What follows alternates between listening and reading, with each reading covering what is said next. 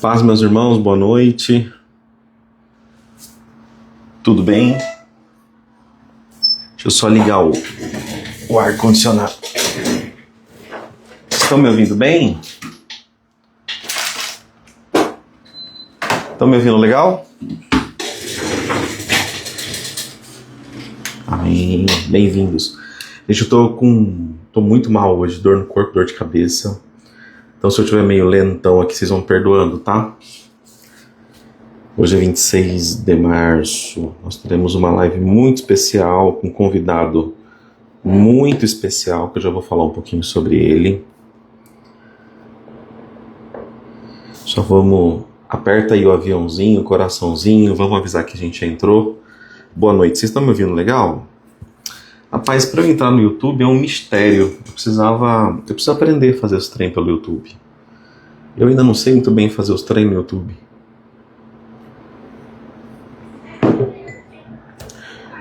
Tomei um remédio, vou ver se eu melhoro. Gente, a imagem tá boa, o som tá bom.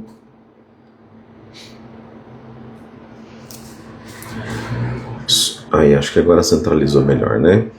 Bom, hoje nós teremos um bate-papo, né? Relembrando os tempos aqui do LexiCast, com o nosso querido irmão, teólogo e colega, né? Colega de academia, irmão Kleber Paixão. Ele é um teólogo com uma formação muito boa, pelo que a gente acompanha, né? Eu acompanho o trabalho dele já há algum tempo, respeito o trabalho dele. E é um membro da CCB. O membro da CCB, assim como eu fui, ele ainda é, assim como eu fui durante 26 anos da minha vida. E eu tenho muitas perguntas para fazer para ele. Vai ser um bate-papo, a ideia é entrevistá-lo, fazendo algumas perguntas sobre ele, sobre a formação, e transitarmos em alguns aspectos técnicos, né? A ideia é teologar um pouco aqui com ele, por isso que eu deixei o tema livre. Então, se por algum momento eu ficar um pouco lento, repetindo para quem está entrando, ainda estou me recuperando um pouco de uma suposta virose, tá? Eu já vou convidar ele para entrar aqui, meus irmãos. Deixa eu já chamá-lo. Divergimos em alguns aspectos teológicos, vai ficar muito interessante a conversa. Eu acho que vai ser muito, muito rico, até saber o que está rolando aí das fofocas gospels atuais. Acho que ele conseguiu entrar. Graça e paz, irmão Kleber. A paz. Graça e paz, tudo bom?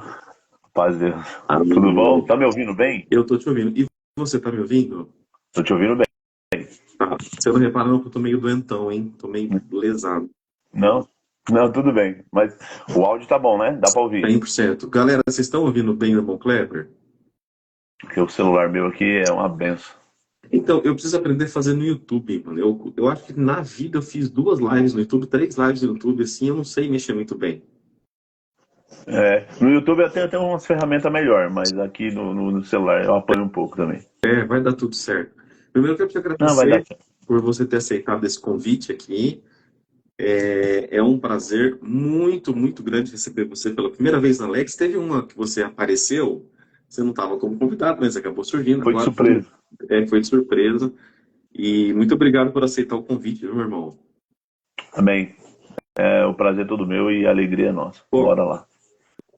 a ideia é que a gente bater um papo, te conhecer um pouco, o público da escola também te conhecer. Então vamos lá, Kleber Paixão da Zona Leste, é isso?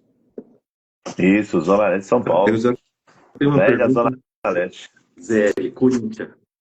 Não, eu sou um Zona Leste estranho. Sou um Zona Leste São Paulino.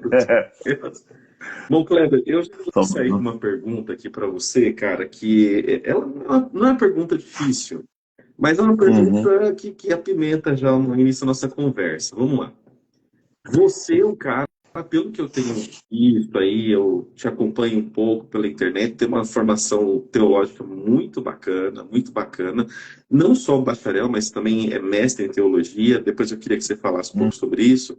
Mas o que dá na cabeça de um rapaz jovem fazer teologia, sendo da CCB, sabendo que esse é um nicho que é sofrido, a própria CCB não valoriza tanto, é um mercado muito complicado, às vezes até mal visto, se você me permite usar esse termo. Sim. O que deu na sua cabeça, meu irmão, fazer teologia? Olha, assim, tem vários aspectos, né? Tem vários aspectos. O aspecto, primeiro eu vou contar o místico, né? O aspecto místico. É, eu vou contar aqui porque eu acho que tem gente que. Porque eu falo isso, vou falar um termo mais técnico, que se eu falar um linguajar meio pentecostal, dependendo do público, as pessoas estranham. Mas, tecnicamente, é um aspecto místico. Por quê? Porque desde que eu me converti, aos 15 anos de idade, eu tive experiências com Deus, né? Então, eu era um moço, pensa, um moço pobre, né? De uma pobreza muito grande, com muita necessidade material e, na maioria das vezes, enfermo, porque eu tinha um bronquite horrível que me maltratava 24 horas. Minha mãe vivia me levando no hospital. E aí pensa, agora um menino de 15 anos batizou. E eu já li a Bíblia antes, né? Não vou contar toda a história, senão prolonga muito, mas já li a Bíblia antes, então compreendia. E eu fui orar, eu orava muito. Hoje não, hoje eu sou um perna mole. Eu confesso, eu como cristão sou um perna mole, mas assim, na época eu orava bastante. Assim, eu orava de começar 10 horas da noite, né? E terminar 6 horas da manhã. Fiz isso várias vezes. E me escondia dentro do banheiro porque minha mãe não gostava que eu ficasse orando. Meus irmãos também, porque eles estavam assistindo televisão, né? A casa era pequena. Então eu entrava dentro do banheiro, trancava o banheiro e ficava orando A a noite inteira. a sua mãe também era da. Você falou que você bateu com 15 anos. Isso já na CCB ou outra igreja? Na Ah, CCB, na CCB, eu não sabia. na Você é CCB. nascido na CCB. 15 anos, porque assim, de forma resumida, minha mãe, quando pequenininha, minha mãe nunca foi crente. Mas quando ela chegou aqui da Bahia para cá, levaram ela numa igreja, ela se batizou numa igreja batista, mas ela sempre foi uma mulher tadinha. Eu vou falar aqui com todo respeito, não é preconceito, não entendam mal o público.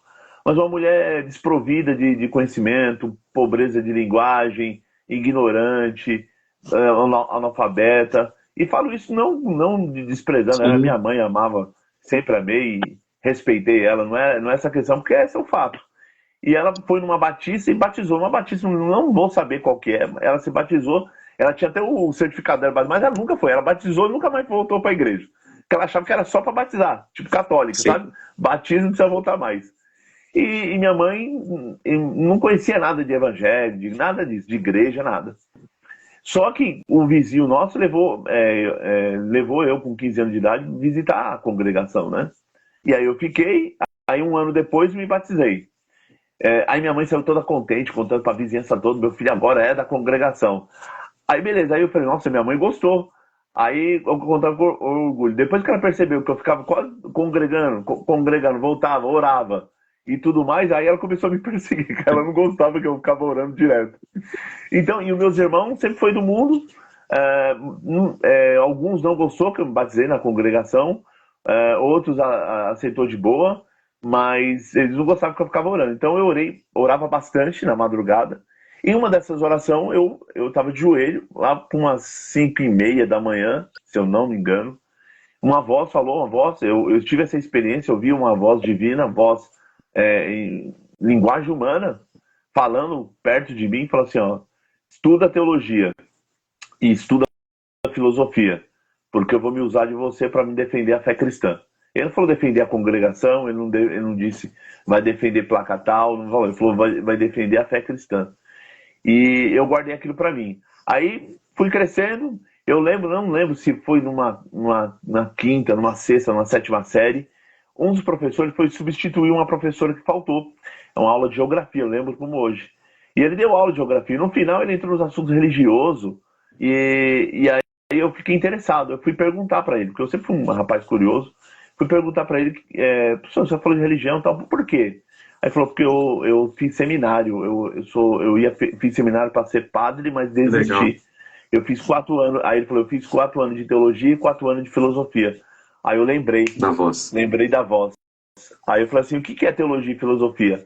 Aí ele contou. Disso que ele contou sobre filosofia e teologia, eu falei, nossa, é isso que eu tenho que estudar isso, eu tenho que aprender isso. E aquele ficou guardado comigo, só que eu sempre fui pobre, nunca tive condição de nada. E eu lembro que eu comecei a trabalhar, um dos empregos que eu trabalhei quando solteiro, foi o Carrefour. Trabalhei 8 anos dentro do Carrefour Aricanduva, era caixa, né? E o Carrefour, eu lembro como hoje, ele começou a vender alguns livros de filosofia. E ele, eu acho, nem sei por que, acho que o gerente até o dia de hoje não sabe nem por que vendia aquilo lá. Eu comprei alguns, eu comprei a República de Platão, a Retórica de Aristóteles e comprei a Confissões de Agostinho e o Ente e Essência de São Tomás. E eu fui lendo. Aí no intervalo eu começava. É complexa. Eu fui lendo sozinho. Fui lendo no intervalo, né? Na hora do almoço, eu comia marmita rapidão e ia pro livro. Lendo. Aí eu lembro como hoje, cheguei todo empolgado, cheguei pro irmãozinho amigo meu e falou: meu rapaz, eu tô lendo Confissões de Agostinho. E o camarada fala cada coisa fantástica. Aí ele falou, ele estranhou, né? Mas quando eu era solteiro, como eu tinha curiosidade, o que eu fiz? Eu não tinha dinheiro para comprar livro toda hora, né? Então eu tinha que ajudar minha mãe a pagar aluguel, essas coisas. Eu ia para a biblioteca da Vila Formosa, Paulo Setúbal, alguma coisa assim. Na Vila Formosa, tem até hoje essa biblioteca municipal, se eu não me engano. E eu entrava lá, pegava alguns livros de religião, ia para a área de religião e lia de tudo. Pra você imaginar, eu lembro que hoje eu comprei um calhamaço, peguei um calhamaço desse de história da igreja, uma capa vermelha, antes nem lembro quem era o autor, e li a história do cristianismo inteira, desde os primórdios até o momento contemporâneo. E aí eu falei, meu Deus, isso aqui é fantástico demais. Aí eu fui lendo, aí li a República de Platão, sabe? Aí eu comecei a delirar, aí eu fui que fui. Depois de casado, e eu casei com uma mulher guerreira, ela falou assim, o que você tem vontade de fazer? Eu falei assim, eu tenho vontade de fazer teologia, mas nunca tinha coragem, né? Depois que eu tive o tumor cerebral, e eu fiquei entre a vida e a morte, tive o tumor cerebral. Abriu daqui até aqui, ó. Meu Deus. É por isso que eu usava o topete e o pessoal zombava comigo. Aí agora o pessoal fala que eu deixo o cabelo assim, mas não é vaidade, é porque eu tenho uma marca gigante até aqui. E aí tive um tumor cerebral em 2009. Aí depois minha esposa falou assim, o que você tem vontade de fazer? Você viveu, faça o que você tem vontade. Eu falei, eu vou fazer. Aí logo depois do tumor, eu entrei no Banco Itaú. Trabalhei um tempo no Banco Itaú, 4 anos. E o Itaú falou assim, eu vou dar bolsa de estudo para vocês, porque eles têm 30%, 40%, a gente vai pagar do curso. Eu falei pro meu chefe, o que você quer que eu faça? Fala um curso aí na área do banco que eu faço, né? Eu lembro como hoje que ele desprezou. Ele falou, faz o que você quiser, Kleber. Quando ele falou isso, faz o que você quiser, eu fui lá e me inscrevi no Mackenzie, prestei o vestibular, passei e comecei a fazer teologia. Mandei o documento pro Itaú estava pagando 30% e eu continuei pagando o resto. E até o dia de hoje eu não sei como que eu paguei o curso inteiro. Aí fiz o bacharelado lá no Mackenzie, 4 anos, e aí de lá nunca mais parei. Você fez teologia no Mackenzie? No Mackenzie, na Universidade Presbiteriana Mackenzie. No noturno, no horário noturno. Formou bem. Me formei bem, graças a Deus. Abriu portas para mim. Depois que eu, assim, quando eu trabalhei quando eu fiz o curso de teologia no Mackenzie, por causa do curso de teologia, que não tem nada a ver uma coisa com a outra, eu consegui emprego em 2 bancos. O Banco Votorantim e o Banco JP Morgan. Isso, aí trabalhei em teologia, te abriu porta em instituição financeira? Eu chegava e falava assim, as pessoas falavam assim, o que você é formado, Kleber? Eu falei, sou formado em teologia. Eu sabia que a pessoa ia xingar, né? Porque teologia não tem nada a ver com a outra. A pessoa falava assim, teologia? Aí ela falou assim, mas aonde? Eu falei, na Universidade Presbiteriana Mackenzie. Tá, Mackenzie. Não, tá bom. Aí ficava todo contente. Então você entende de humanas. Aí eu começava a conversar, e aí desenvolvia, a pessoa me contratava. Aí trabalhei mais em 3 bancos, mas nunca me adaptei. Trabalhei sempre na área de investimento, né? Mas nunca foi minha praia. Sabe quando você tem uma busca que você está deslocado? Tem um poeta argentino, esqueci o nome dele, ele dizia que o ser humano é um ser deslocado, né? Ele está fora do eixo. Eu me sentia fora do eixo, deslocado. Falei, isso aqui não é minha praia. Isso aqui não nasci para isso. E aí, depois que eu saí desses bancos, eu comecei a me empenhar mais na teologia. Aí fiz filosofia na Unify, fiz uma pós-graduação atrás da outra. E aí, nos últimos tempos, terminei o meu mestrado na Metodista de São Paulo. O que você defendeu, cara, no mestrado? No mestrado eu defendi a estética teológica em von Balthasar e Bruno Forte. Von Balthasar é um dos maiores teólogos católicos do século XX e Bruno Forte é o teólogo vivo, né? arcebispo de Chieti Vasto, e foi professor da universidade lá na Itália Meridional. É um erudito de calibre assim, excepcional. E eu amo tudo que ele lança aqui no Brasil e outros, eu acabo lendo. É um teólogo fantástico. Por que você escolheu esse tema? Tem algum motivo especial? Por causa da Trindade. 30. Eu trabalhei estética trinitária, porque o Bruno Forte é um teólogo trinitário. E ele trabalha, não vai dar para ver, ó, acho que tem aqui, ó, tá aquele livro em pezinho ali, ó. Aquele livrinho ali, o Lovett, ele trabalha a ideia de uma teologia histórica, na ideia de que Deus se revela na história. E o Bruno Forte cita ele. Eu comprei esses dias, eu comprei ontem na Amazon, e chegou, eu não vou poder pegar agora. Tranquilo. Eu até postei no meu Instagram, depois o pessoal pode dar uma olhada lá. E o Bruno Forte trabalha essa questão de Deus se revelar na história, mas o Deus que se revela é um Deus trinitário. E aí eu trabalhei mas eu trabalhei no aspecto da estética teológica, porque o Bruno Forte trabalha que Deus é o belo em si, que é uma das categorias metafísicas, né? Só que esse belo em si, quando ele se encarna, acontece a kenosis, né? Que é o esvaziamento, e aí o Bruno Forte trabalha a questão de que Jesus é aquilo que os medievais chamavam de bonicello, pequeno bem, bem abreviado, ou belo abreviado. Então Jesus é o belo abreviado. É o todo que o Von Balthasar vai falar, que ele é o todo no fragmento. Só Deus tem esse poder de ele ser o todo, mas se manifestar no fragmento, na peculiaridade do ser humano, na finitude do ser humano. Legal. Aí eu trabalhei lá. Legal. Aí a dúvida que não quer calar, né? Tipo, eu não tenho, a minha formação bacharel não chega nem perto da sua. Eu fiz IETEV, que é uma escola assembleana ali de Osasco, não dá para comparar com o Mackenzie. E mesmo tendo feito uma formação simples, eu não estou aqui tirando o mérito da escola, né? Pelo amor de Deus. Sim. Eu sofria um pouco ali, tipo, nos cultos e o pouco que eu aprendia. Como é que foi para você isso, cara? Tipo, assim, eu acho que o primeiro semestre de teologia já te derruba de um cavalo, né? Derruba. Te derruba de um cavalo. Quando você pega a teoria geral, quando você começa a ter missiologia, que a gente entende tipo, o que é fazer missão, e a gente ouve missão é uma coisa, mas missão cultural, não vou entrar em termo técnico aqui, mas eu vou falar para você uma coisa e a bola é sua, tá? Você é entrevistado, mas algo que me bateu forte. No primeiro semestre a gente teve missiologia. Eu achava que missão era atender os necessitados. É verdade, cara. Então, quando eu entendi que missão transcultural não tem nada a ver com esse trem, que poderia até ter, eu comecei a ficar muito confuso. Eu entrei num pouco de sofrimento. E você, numa faculdade tão grande, cara, como é que foi para sua cabeça? Porque você começou a teologia, eu me perdi aqui. Com quantos anos? Com 15 você se converte, mas com quantos anos você começa a teologia? Olha, solteiro como autodidata, aquilo que eu falei, comprando os livros. Sim. Aí depois só do casado. Eu não vou lembrar com quantos anos. Mas jovem, né? Eu casei com 20. Jovem, casei com 20 e poucos anos, né? Hoje eu tô com 45. Jovem. Faz acho que uns 10, 15 anos que eu estudo, então, né? Aí, pô, você falando, vamos chutar 22, 23 anos, você começou. Isso. Você é jovem, você não tá maduro ainda, né? A gente sabe que o homem até demora mais a amadurecer. Cara, como é que ficou sua cabeça no começo? Você conseguiu dividir bem? Olha, eu sabia que a igreja que eu frequentava era uma igreja conservadora. Isso que é engraçado. Eu já tinha essa consciência. A consciência de que era uma igreja conservadora, de uma igreja retrógrada, em certo sentido, nesse sentido de busca do conhecimento, que ela tinha uma aversão ao conhecimento e tudo mais. Eu realmente tinha essa consciência. Mas quando você começa a entender a dimensão das várias matérias da teologia, tem duas coisas que acontecem, pelo menos comigo aconteceu, né? O primeiro semestre você se escandaliza. Eu não tive vontade de parar para a igreja, porque muita gente teve colegas meus que se escandalizaram, né?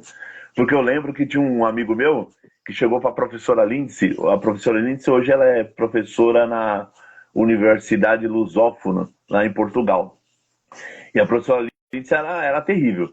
Ele chegou lá, ele é assembleano do Reteté de Jesus, né? E pregador pentecostal, pregador penteca, né? Aí ele disse para a professora: professora, mas está escrito em tal coisa na Bíblia. Ela falou: quem disse que está escrito? Onde está escrito? Quem disse isso para você? Quando que você fez exegese? Qual é o comentarista bíblico que falou isso? Ele ficou assim, ó, branco. Ele não sabia responder, porque esse é o impacto. Os professores já no primeiro semestre vai te impactando para você se assustar, mas depois eles ficam de boa. E eu lembro que eu me preparei para falar com a professora Lindsay, minha primeira pergunta. Ela falou um negócio que eu discordei. Porque ela falou o seguinte, que tudo no evangelho, e aí o pessoal aqui não se escandaliza, tá? Isso é coisa de religião, ela era também doutora em ciência de religião, e ela dizia assim, gente, no evangelho tudo é magia. Jesus fazia magia para curar, é magia. Isso aí, então ela começou lá, eu pesquei aquilo, eu falei, tá, eu fui pesquisar, peguei um monte de enciclopédia, engoli essa enciclopédia e descobri que esse era um conceito de alguns antropólogos e alguns cientistas da religião até o século XIX. E no século XX essa teoria já foi descartada. Até entre os teóricos já foi descartada. Aí eu peguei um outro teólogo, Norman Geisler, que era um teólogo conservador, e peguei essa temática dele e falei, professora, aquela teoria foi descartada. Quem cita aqui é o Norman Geisler. Mostrei isso para ela. Ela falou assim, se a senhora discordar de mim, você pode até discordar, mas ele é doutor. Eu sou mané. Aí ela falou assim, não, o currículo dele é bom, eu não vou questionar. Aí eu me preparei para falar com ela. Então, assim, esses impactos eu tive na universidade, mas eu não me deu vontade de parar, assim, vou parar de ir para a igreja. Mas eu realmente tenho aquele filtro que você começa a ir para a igreja e falar, meu Deus, isso aqui tá errado. Nossa, eu não devia ter falado isso.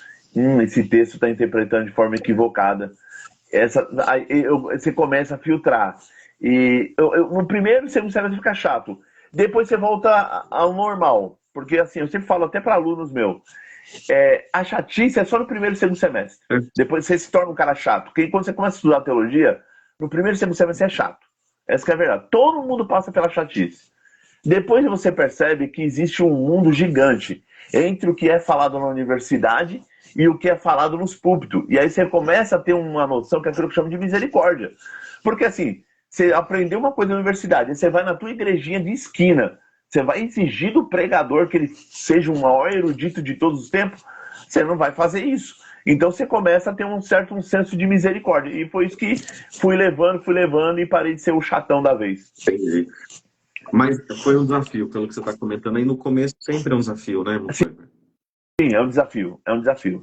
Conciliar a igreja. Eu lembro que o meu professor falava assim, gente, pelo amor de Deus, porque a maioria que estava no curso, a maioria era assembleano, pregador tal, presbítero. Ele falou assim, pelo amor de Deus, gente, não vai para os púlpitos de vocês, subir no púlpito, falando bonito. Exegese, hermenêutica. Não, pelo amor de Deus, não faça isso. Filtra. Nem tudo que você aprende aqui na teologia, você tem que chegar lá no púlpito de vocês e falar. E isso, os professores eram muito gente boa. Então, o desafio foi grande, mas eu tive bons professores que deram bons conselhos pra gente. Pelo menos isso me salvou, sabia? Faz sentido, assim, você vê um pregador subir no púlpito para pregar sobre união hipostática, não faz nem sentido, né? Não faz sentido, porque o público que está te ouvindo, na maioria das vezes, você pega uma igreja aqui de esquina da Zona Leste de São Paulo, é um povo simples, ele não faz a mínima ideia que é união hipostática, que é comunicar-se idiomato, ele nem vai saber o que é isso.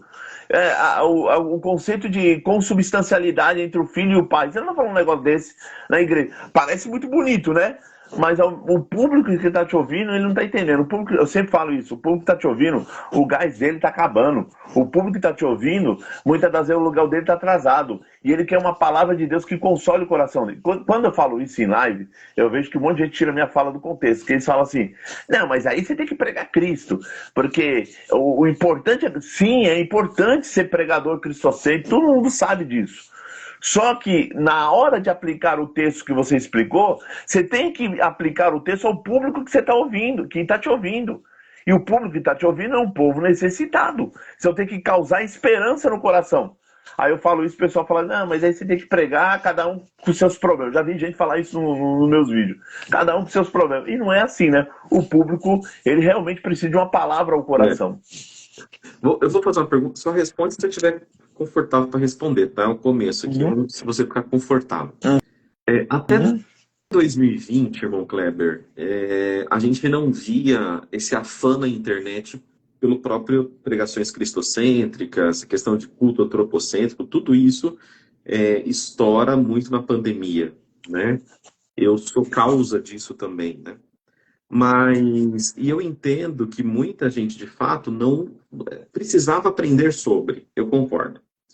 Vamos deslocar um pouco o CCB, porque parece que toda vez que a gente fala igreja pentecostal, parece que só tem, existe CCB. E não é assim, né? Vamos tentar abrir um pouco a mentalidade, né? Hoje parece que os dons espirituais viraram chacota, eles de fato não existem, e que se você não tiver uma exposição técnica, algo da qual eu defendo, assim como você, eu acredito, como é que você enxerga como um teólogo formado no Mackenzie, uma instituição reformada, né? Provavelmente você teve professores reformados. Eu soube que a João Magalhães deu aula no Mackenzie, não sei se você teve aula com ele. Acho que eu tive um semestre com ele. O João Magalhães, é um pregador reformadaço. Como é que é para você, poxa, teve uma formação no Mackenzie, uma escola reformada, numa igreja pentecostal, vivendo isso e vendo, cara, toda essa profetada é mentira, tudo é mentira, mesmo sabendo que existem os falsos profetas. Como é que você lê tudo isso? A gente sabe que a Assembleia de Deus já teve essa crise há uns anos atrás e que isso daí acontece sempre, né? Mas queria a sua leitura técnica sobre o tema. Eu, eu acho que, assim, estudar o fenômeno. Existe um fenômeno que nós chamamos de fenômeno pentecostal, e é um fenômeno dentro do cristianismo. A pessoa concordando, não concordando, é um fenômeno cristão, está dentro do cristianismo. O pentecostalismo hoje ele é estudado no mundo acadêmico, na área da ciência da religião, na área da filosofia da religião. Então, é um fenômeno que é estudado. Realmente existe aquilo que extrapola, aquilo que não condiz. Mas tem muita coisa que se manifesta no pentecostalismo que é plausível ou é possível de você aceitar. Exemplo, na nossa crença pentecostal, ele acredita na atualidade dos dons, que segundo essa teologia pentecostal, os dons são atuais, ou seja, o Espírito Santo distribui os dons para a edificação do corpo de Cristo. Então, nesse sentido, nós podemos pensar o seguinte: o mundo pentecostal tem essa crença e tem evidências no nosso meio. Evidência de línguas, os milagres, os sinais. Então, no campo da ciência e religião, tudo isso é estudado. Então, nem tudo você tem o critério. Vou dar um exemplo. Tem um livro aqui, ó. Já que vamos para não ficar nas minhas palavras. Tem um livro do William Alston, Percebendo Deus, da editora. Esse livro aqui, esse camarada é da filosofia da religião e ele estuda, o Plantinga vai para um outro campo. O campo dele é mais da experiência, mas ele é um filósofo da religião. Ele fala que é possível, logo no começo da obra, ele fala, é possível que uma pessoa que diz, ouvi Deus falar comigo, é possível que ela tinha estado em estado de histeria? É possível. É possível que ela esteja mentindo? É possível. É possível que ela se enganou com ela mesma, ela viu algum barulho e achou que era a voz de Deus? É possível. Ou é possível que ela estava num começo de esquizofrenia? Também é possível. Mas ele fala, nunca pode descartar que também é possível que realmente Deus esteja falando. E ele analisa todas as manifestações místicas, desde os pais da igreja, passando pela Idade Média, entre os reformadores, místicas e místicos do século XVIII, XIX. Então, todas essas pessoas, você não pode descartar a ideia de que realmente elas falavam com Deus, de que Deus realmente manifestava no coração delas, de que realmente aquela profecia era de Deus. Então, assim, generalizar eu acho muito absurdo. Eu entendo o lado reformado porque o critério, o pressuposto que ele tem é um pressuposto que já parte do princípio que não tem o dom, não está ali, não é evidente. Então eu entendo. Mas para nós pentecostais, tem aquilo que eu falei esse dia no meu vídeo, nós chamamos de lógica interna. O que é lógica interna? Para o pentecostal, os dons são muito bem claros na nossa mente. Se você perguntar para qualquer pentecostal, falar assim, Deus falou com a irmã tal, o profeta profetizou para fulano tal. Na nossa cabeça está muito bem claro isso. Funciona. A ideia está para nós. Tinha um francês, ele tinha um programa que passava na Bandeirantes de manhã de sábado, se eu não me engano. Eu esqueci o nome do francês, rapaz. Ele era um navegador. Muito famoso o programa dele nos anos 80 e 90. E um dia perguntaram para ele, fulano, se um tubarão tiver com fome, ele ataca um ser humano? Aí ele falou, sim, ele ataca.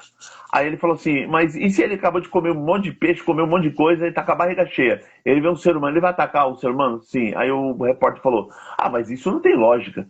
Aí ele falou assim, não tem lógica para você, porque não é a tua lógica, é a lógica do tubarão.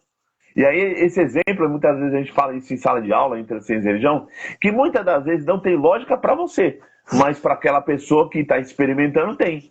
Então, quando você vai numa religião afro, religião de matriz africana, você vai num culto, eu estranharia, você estranharia. Eu tive que ir no bacharelado com a professora Lins visitar. Olha o nível que você chega. Você tem que visitar para saber e fazer entrevista com ele. O que você está sentindo quando você está aí? Quando o tabuque. O que você sente? A gente tinha que fazer um trabalho. Eu tive que visitar uma mesquita islâmica, tive que visitar uma sinagoga judaica. Então, assim, para mim, eu estranho. Mas para a cabeça dele, para ele está muito bem claro. Para ele já está muito objetivo aquela ideia. A religião para ele já está muito bem clara. Então, para nós pentecostais, ainda que para um reformado é estranho, para nós está muito objetivo. Está muito bem claro os dons, está muito bem clara a profecia e assim por Deixa eu diante. problematizar. Ficou muito fácil. Uhum. Problematizar. Esse fenômeno social é um fenômeno que eu vejo assim. A pessoa provou do pentecostalismo, dos dons espirituais, então para ela não era estranho. Okay? Sim. Aí ela teve contato com uma teologia sofisticada, e eu não estou julgando qual teologia teve, e agora ela nega, ela não está negando heresias, ela está negando os dons espirituais, ou interpretando os dons espirituais de forma diferente. Eu concordo que existem igrejas neopentecostais, assim como neo-reformadas, entenda neo-reformada, né? Esse neocalvinismo e tal. Tem heresias e extremos nas duas pontas. Como é que você vê essa catarse, né? Como diz Carl Gustav Jung, nessa catarse? Para a pessoa aquilo não era estranho. Agora tornou-se estranho por quê? Aí eu tenho uma hipótese e eu toco bola para você. A hipótese é, eu vivi alguma experiência muito negativa, tudo que eu vivi era muito negativo, ou sei lá, eu tô na onda. Tá. Tem várias possibilidades. Tem a possibilidade do camarada que era só empolgação, então realmente ele nunca teve uma experiência mais íntima, pentecostal.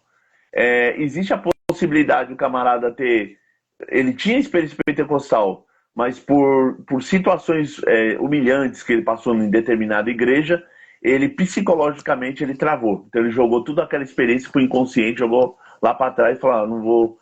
E a partir de agora eu vou promulgar essa teologia nova que eu acabei tendo acesso, e aí eu mudo meu jeito de olhar a realidade.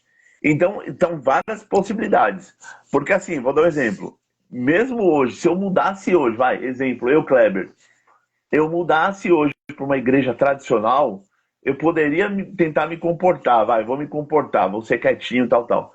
Mas eu nunca poderia dizer que aquela experiência que eu tive, eu não consigo, eu, Kleber, não consigo dizer que aquela... E eu tenho colegas meus que pensam da mesma forma que eu. Não consegue dizer que aquela experiência que ele teve não era uma experiência com Deus. Não era uma experiência do Espírito Santo. Não tem como, eu não consigo dizer. Aquela voz não era Deus falando comigo. Não, eu já vi gente radical dizendo, não, aquilo que falava comigo era o diabo, já vi gente falar. Então, assim, quer dizer, naquela época você já não tinha discernimento, porque assim, o Espírito Santo te guia em toda a verdade. Então, até você ficou 30 anos numa igreja, o Espírito Santo nunca te avisou? Ele só veio te avisar agora que você estava sendo enganado? Então, assim, essas perguntas que eu sempre faço para mim mesmo. E quando eu vejo pessoas na internet dizendo, não, mas agora eu libertei, mas agora eu tô com a mente liberta. Puxa vida, você tá 30 anos dentro de uma igreja, o Espírito Santo esperou você passar 30 anos da sua vida e ele nunca te avisou que aquilo era errado? Ele nunca, porque diz que o Espírito Santo nos guiaria em toda a verdade. Sabe, tem coisas assim que eu particularmente, eu não consigo aceitar, sabe? Eu mesmo, se eu fosse mudar para uma outra igreja tradicional, eu nunca dizer que aquilo lá que eu sentia ela não era nada. Eu falo, eu ainda continuo sentindo aquela experiência pentecostal, mesmo estando numa igreja tradicional. Você acredita no rebote? Como assim? Como seria isso? O que eu tenho notado? Muitas pessoas que no afã pós-pandêmico, né? Sai, nega muitas experiências, mas que tiveram algumas experiências verdadeiras Sim. e que vão para outras denominações que têm uma leitura diferente, parte, fica um período e volta. Eu tenho visto muita gente no rebote. Como é que tá aí para você no seu meio? Sim, nesse sentido, sim, eu conheço alguns que foram e estão voltando. Eu conheço gente que está indo embora, igual hoje mesmo recebi a notícia de uma pessoa, Kleber, eu, infelizmente estou indo embora, tá eu e minha esposa indo embora. Então muita gente que vai. Eu sempre falo, Deus te guarde, te proteja, eu nunca vou julgar, cada um toma suas decisões, quem sou eu para querer falar para a pessoa, ó, fica e tal. Então cada um toma uma decisão, acha melhor, cada um tem sua família e ele toma suas decisões. Mas tem muita gente voltando. Por que que volta? Ou para a própria congregação, ou para a assembleia, ou para outra igreja, não importa. Por que que volta? Porque muitas das vezes não se acostumou com a liturgia, estava acostumado há anos com uma liturgia, agora se deu conta com outra e não se adaptou, porque liturgia, gente, é adaptação. É adaptação, você tem que se adaptar. Aí você não se adapta, volta, ou você viu que não é nada daquilo que o povo falava na internet, porque você foi mais por uma empolgação. Tem muita gente que vai por empolgação. Ah, tá todo mundo indo, eu vou também. É as massas, né? É o jogo das massas. Você vê uma pessoa com poder de influência, uma boa oratória, dizendo: vambora, gente, vambora, a gente tem que ir. E o camarada fala bem, se expressa bem, meu, as massas, elas são convencidas. É só você ler Hannah Arendt, ela vai dizer, as massas, você convence as massas. Porque você vai inflamando elas. Não, vamos, a gente tem que fazer isso. A gente vai ter que... Vou dar um exemplo. Ó, um exemplo histórico. A todo aquele acontecimento sobre a, o nazismo, eu não gosto muito de falar essa palavra, mas assim, todo aquele acontecimento não começou do nada. Foi algo inflamando, foi algo sendo manipulado nas massas, as massas foram aceitando. Então, assim, as massas, elas são manipuláveis. Então, as pessoas, como vai naquele modelo de massa, ele vai lá na empolgação. Depois, na empolgação, ele vê que não é nada daquilo, ele acaba voltando. E assim, só que o estrago já está feito, né? Porque ele foi para lá, ele negou tudo, falando que era o diabo, que era um monte de coisa errada. Aí ele volta. Agora minha pergunta, então agora é Deus? Era Deus, aí foi pra lá, não era mais. Agora voltou, é Deus de novo. Sabe, essas coisas que eu não entendo. Mas acontece, tá acontecendo bastante. Tá, vou emendar três perguntas polêmicas, tá? Tá bom? Tá bom? Tá tranquilo? Tá tranquilo? Não, tá tranquilo, graças a Deus. A primeira pergunta, eu não sou da CCB há 10 anos, né? Então eu estou bem desinformado. No seu ponto de vista, a CCB prega o evangelho? Essa é a primeira. Segundo, que história é? Eu estou sabendo, tá? Eu também tenho informação de dentro lá. Mas que história é essa que você fez parte aí de um comitê para confissão de fé? Eu não assisti seu vídeo, mas estou vendo bafafá. Explica para a Sim. gente o que está rolando aí, depois eu tenho algumas perguntas teológicas para você, mestre. Tá, vamos lá. Ah, se a gente for. Como que eu posso explicar? Se a gente for pensar assim, no sentido do que hoje as pessoas querem, todos os pregadores anunciando o evangelho, todos de forma uniforme e tudo mais, eu diria que não. Você vai encontrar um pregador ali, outro aqui, o que tinha aí o Pavanelli, o pessoal cortaram, mas cortaram, mas ele pregava. Então, assim, você vai encontrar um ali, outro aqui. Por que que acontece isso? Porque passou-se muitos anos sem conhecimento bíblico teológico, sem uma confissão de fé, sem uma estrutura teológica, uma compreensão, uma cosmovisão, tanto de forma mais ampla, uma cosmovisão cristã, como uma cosmovisão de você, igreja mesmo, de denominação mesmo. Como que você enxerga a realidade? Então passou-se muito tempo sem isso. E agora que esse assunto veio à tona, a internet está cobrando e tudo mais, tem muita gente procurando. Conheço vários irmãos fazendo teologia, tem gente fazendo teologia em universidade que eu conheço. Então as pessoas estão se formando, outros fazem curso livre, outros fazem curso comigo, outros fazem curso com você, outros fazem curso com outros irmãos, mas estão estudando. Os líderes mais importantes, os mais que estão mais em evidência, infelizmente, com todo respeito a eles, então, isso aqui é uma live, é ao vivo, né? Então, aqui deixar claro, não estou falando mal da pessoa em si, mas infelizmente, né? Isso não era o meu prazer dizer isso, mas infelizmente os que estão mais em evidência na multidão aí na mídia, infelizmente não pregam e falam coisas assim que não era para falar. Por quê? São pessoas mais antiquadas, mais antigas, e que têm uma mentalidade muito antiga, não compreenderam muitas vezes a Bíblia, não compreende o povo que pastoreia e não compreende a Bíblia de forma mais clara, exegética e tudo mais. As novas gerações têm incumbência de tentar mudar isso, as novas gerações. Agora vamos supor, a geração de novos cooperadores, se começar e ir na mesma vibe, na mesma ignorância, promulgando as mesmas estupidez, infelizmente vai continuar a mesma coisa. Eu sei que vem vindo uma grande leva de bons cooperadores jovens aí, que estão estudando, fazendo faculdade. E a leva de cooperadores jovens que está chegando aí, então é uma leva muito boa. Os cooperadores eu não saberia dizer, mas os mais antigão, aí, os anciãos ainda são mais teimosos, mais carrancudos, e então eles não querem mudar a ideia de que agora tem que estudar e tudo mais, então eles estão bastante assustados com isso, e infelizmente na internet falam muita bobeira, e aí eu poderia dizer que realmente não prego o evangelho nesse sentido, de forma uniforme e tudo mais. Você vai encontrar um pregador ali, outro aqui, eu conheço alguns que pregam o evangelho, um ali, outro aqui, mas aí são exceções, né? Não é a regra, né? Nós devíamos criar a ideia de uma regra. Se fosse uma regra, beleza, mas são exceções. E como diz um professor meu que hoje ele está dando aula na Federal, ele dizia, Kleber, se é exceção, deixou de ser regra. O povo fala assim, toda regra tem uma exceção. Ele falava, isso aí é uma falácia.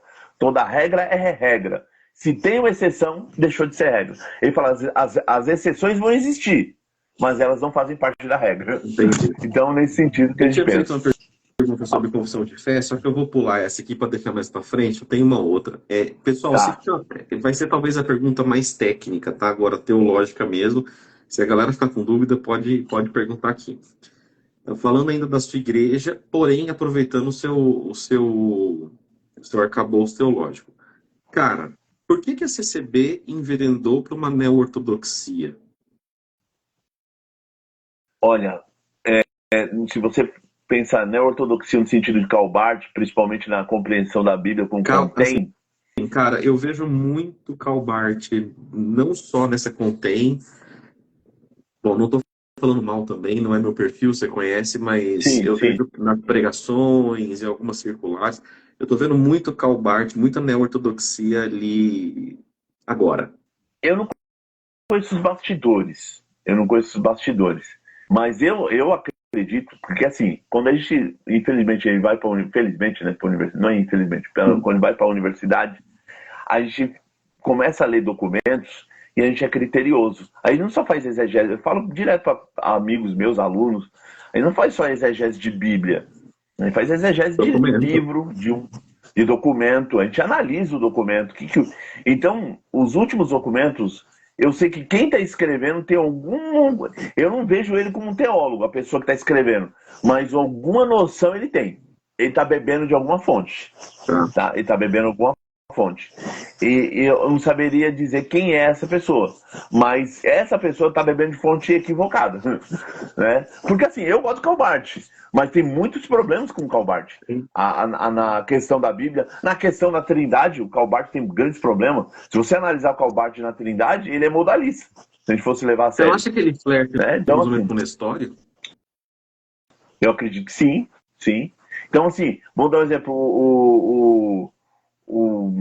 O Karl Barth, ele fala tem um linguajar rebuscado, né?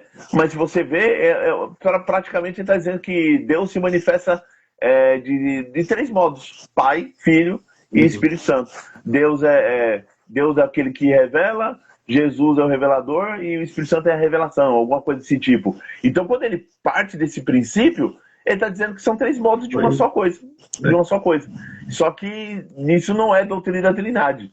Então, assim, eu não sei quem é que está bebendo essa fonte, mas realmente ele tem uma neo-ortodoxia, principalmente quando alguém alterou lá o tópico, ele alterou de forma proposital. Bom, você olhando isso de fora te dá dor no estômago, cara. Não é possível. Dói na alma. Dói na alma porque eu fico assim, a multidão não tem culpa. A multidão, eu não culpo a multidão. A multidão não tem culpa. Mas assim, os líderes deviam ter a noção, né? E assim, é uma questão de humildade. Vamos supor, Bruno, vamos supor que você entende de uma coisa assim que eu não entendo. E eu preciso da sua ajuda. Eu vou ficar na arrogância, eu vou ficar na soberba e, tipo, não pedir sua ajuda? Claro que não. Eu poderia muito falar, eu vou fazer, Bruno, pelo amor de Deus, me ajuda aí que eu não sei fazer isso. Eu não sei fazer. É só falar. Então tem coisas, eu acho que é falta de humildade, sabe?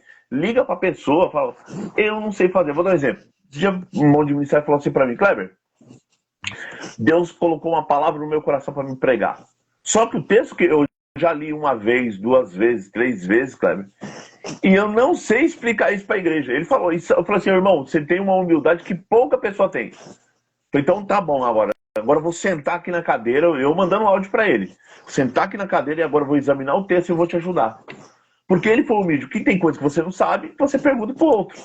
Então, assim, sabe, quando vai escrever um tópico, um documento oficial, gente, pergunta para alguém que entende, sabe? Precisa só de um pouquinho de humildade.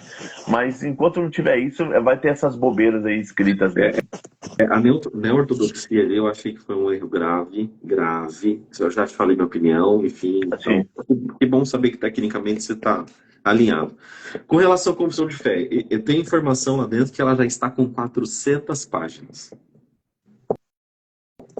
Você se envolveu com esse trem? então, eu fiz parte, né, na verdade, eu estava lá tranquilamente um dia na minha casa e um irmão lá da Suíça me chamou no Instagram.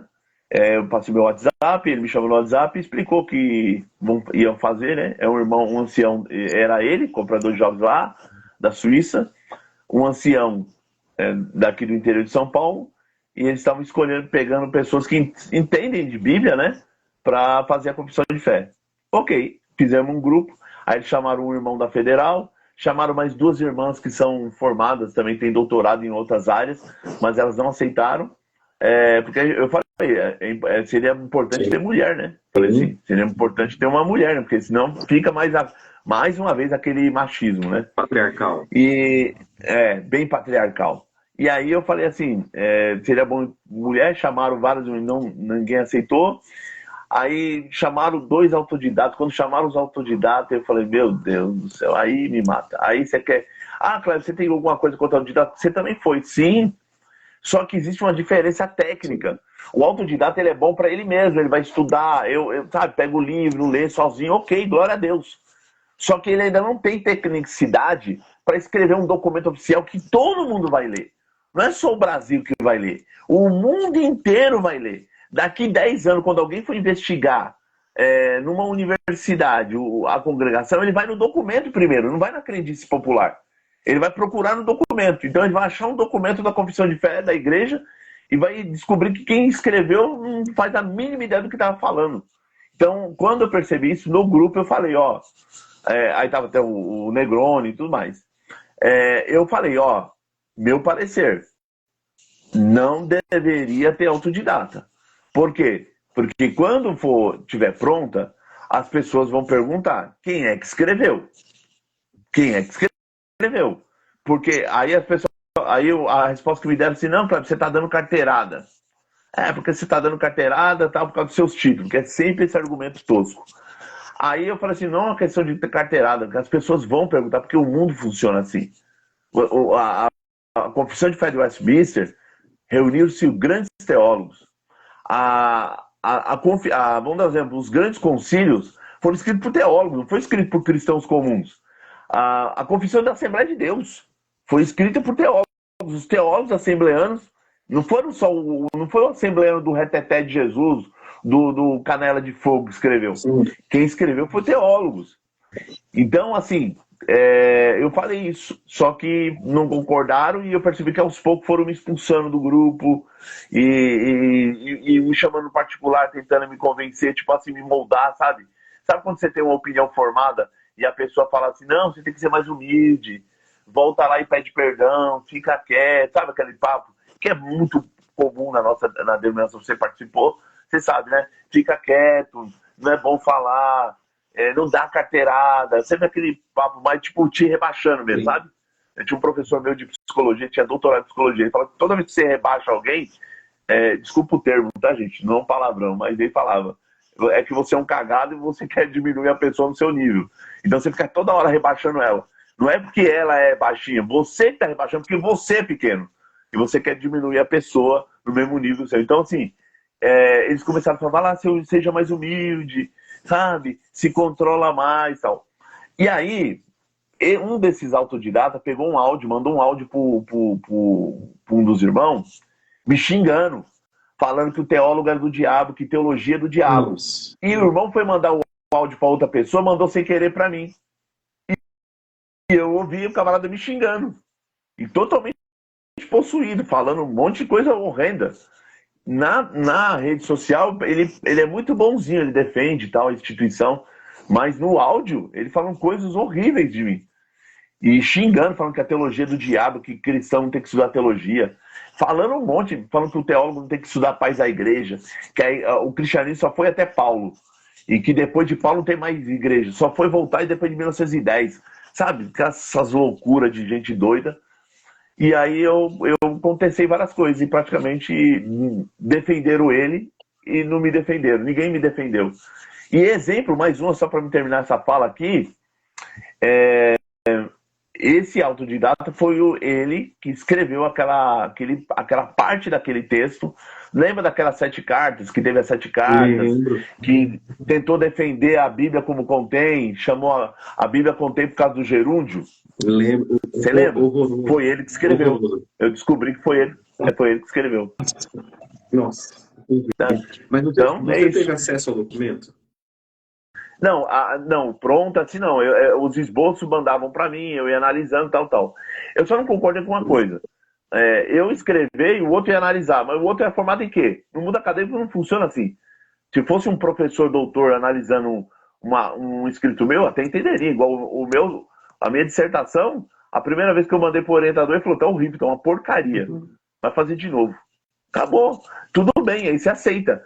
Mas não, aí a pessoa que estudou vai analisar o que você escreveu. Se você está escrevendo algo técnico, quem tem que analisar é alguém que entende da matéria. Vamos supor, eu escrevesse alguma coisa e mandasse para você, você ia analisar e falar, essa parte eu não concordo, essa parte eu concordo, essa parte aqui seria bom melhorar, porque você é teólogo.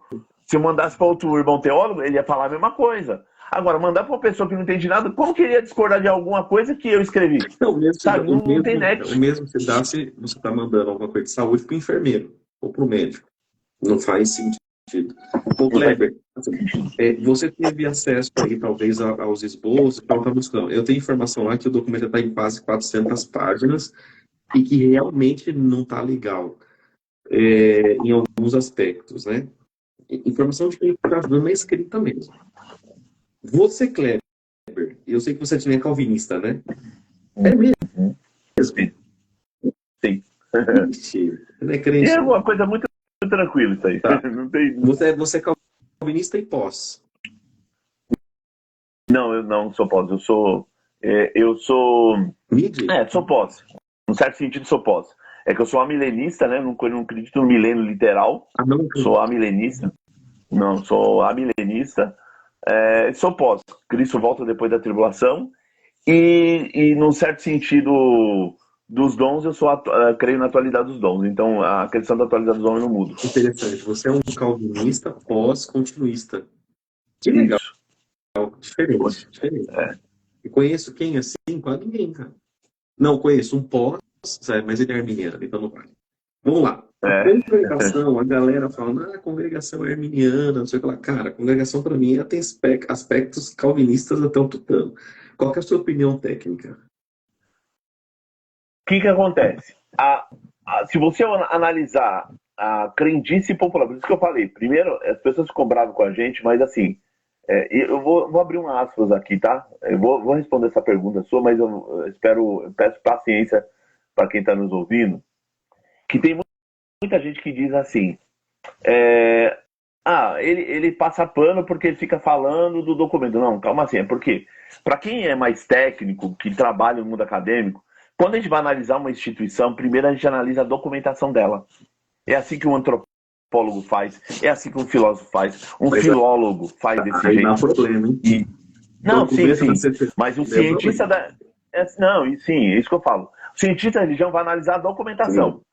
Depois, em segundo plano, ele vai analisar a crendice popular. A crendice popular. Entendeu? Ele vai analisar a crendice popular. Porque ela também, e aí quando eu digo crendice popular, nós chamamos de tradição oral.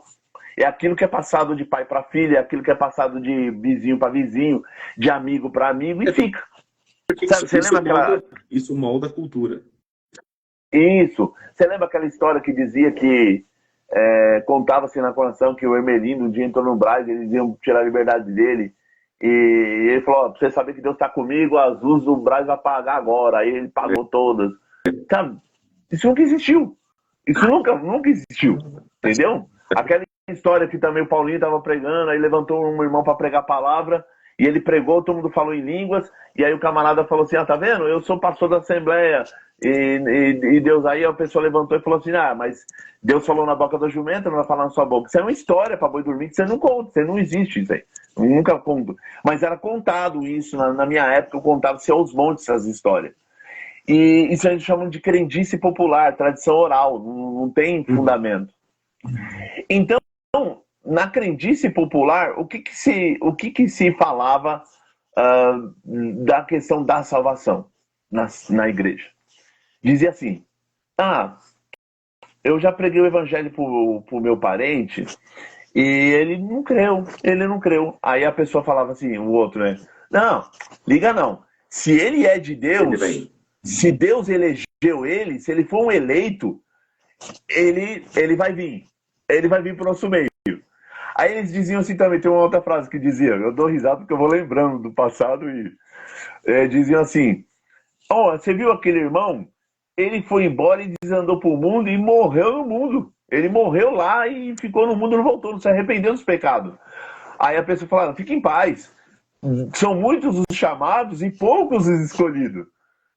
Você vê, isso aí são interpretações isoladas de textos isolados e que ficavam na crendice popular.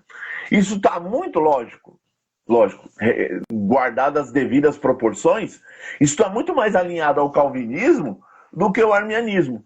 Agora, por que as pessoas estão se auto-identificando como arminiano? Primeiro, a maioria das pessoas não sabe nem o que é calvinismo e nem o que é arminianismo. Esse que é o fato. O que hoje, a concepção que eles têm de arminianismo e calvinismo, são espantalhos que apresentaram para ele. Eu falei esse dia para um ancião amigo meu, ele falou assim, eu odeio o calvinismo, Kleber, por causa disso. Ele elencou milhões. E eu falei, irmão, isso aí não é calvinismo. Aí ele falou, não é? Não, não é. Isso que você está falando não é. Aí ele falou, mas então o que é? Aí eu fui explicando para ele. Aí ele falou, Kleber, mesmo assim eu ainda não sou. Mas agora eu entendi. Entendeu? Tudo bem. E tudo bem. Ele ainda continua meu irmão em Cristo, não tem problema nenhum. Então, o que foi apresentado é um arminianismo. Minha esposa gosta de zoar. Fulano é mal acabado. É um arminianismo mal acabado. É um arminianismo, um calvinismo mal acabado. Porque não é um calvinismo arminianismo consistente, acadêmico, teológico. Não é. Foi apresentado um espantalho. E aí, para os nossos ouvintes, por que o Kleber está falando espantalho? Espantalho, na lógica filosófica, funciona assim.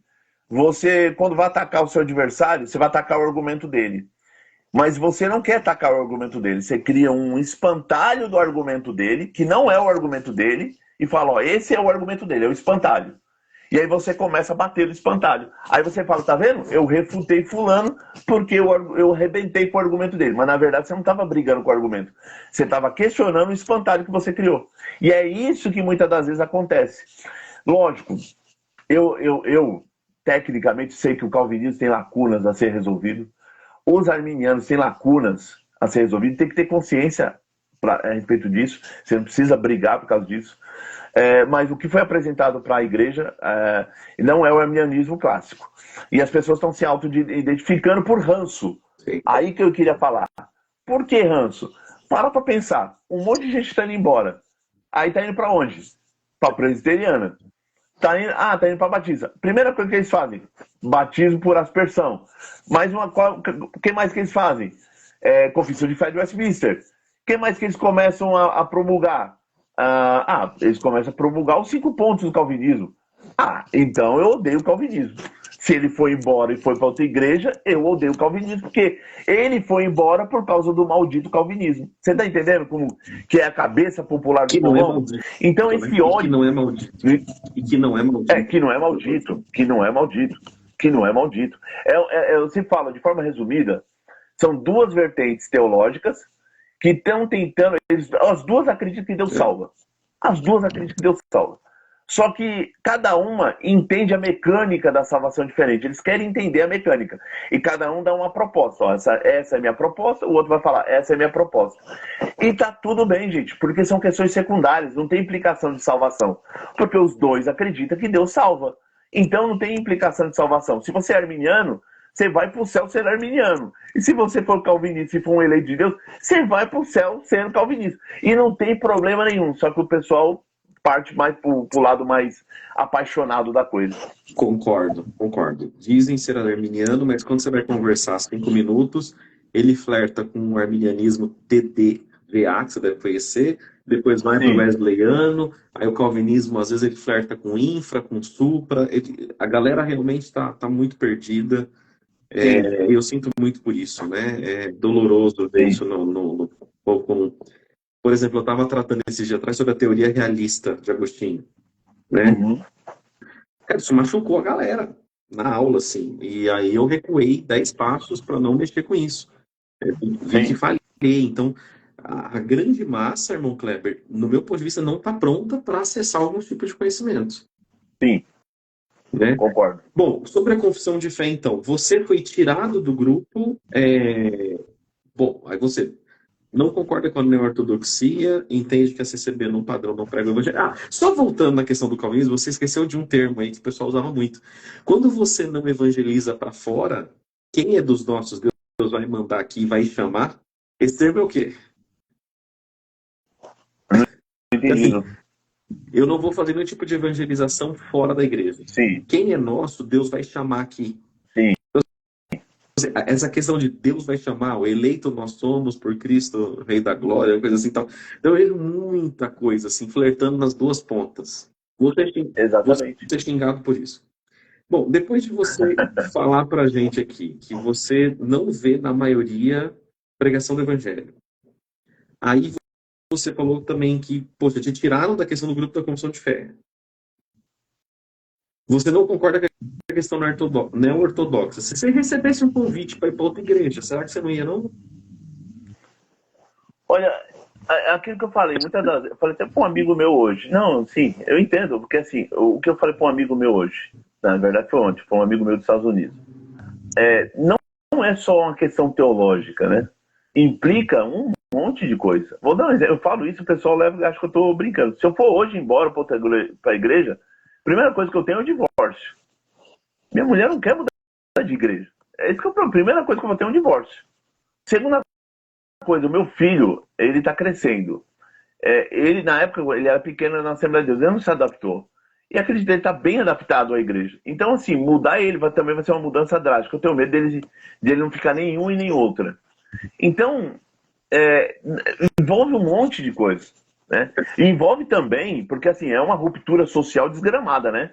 Porque você viu o que acontece no nosso meio. Quando você, igual o Pavanelli estava lá em cima, todo mundo gostando dele, todo mundo amava ele era de Deus e estava tudo certo.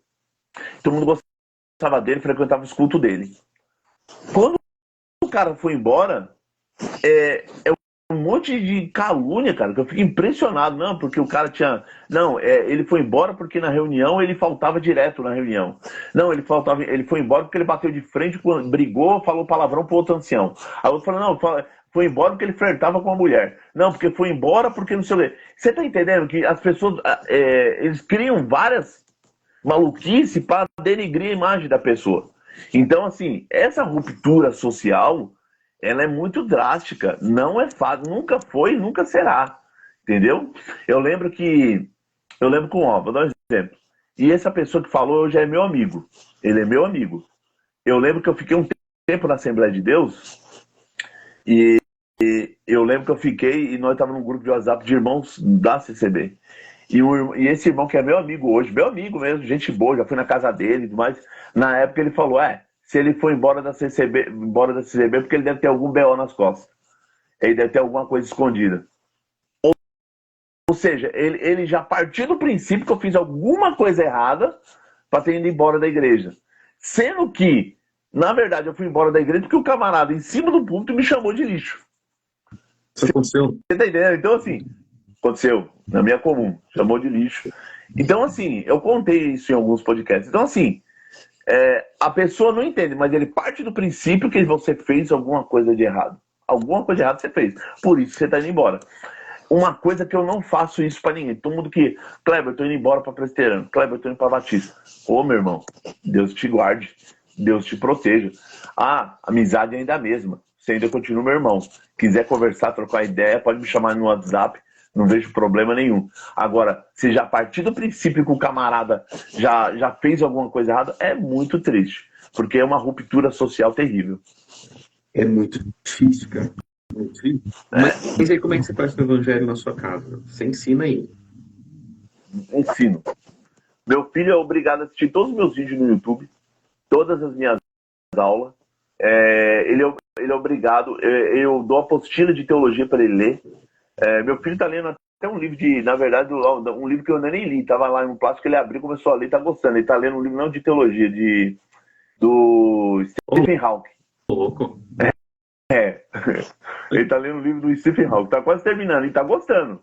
Então, assim, eu ensino para ele o evangelho, a gente discute coisas aqui, eu dou conselho para ele, porque eu sei que ele não vai ter na igreja. Então, eu dou conselho para ele sobre namorada, eu dou conselho para ele sobre a questão de drogas, coisa que essas coisas deviam ter tudo na igreja.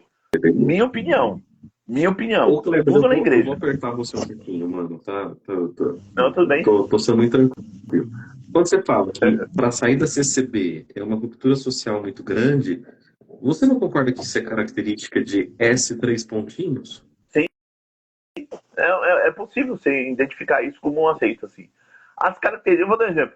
Eu não discordo com o individualismo, a ideia de que ela só salva não é uma característica. É uma característica de uma seita.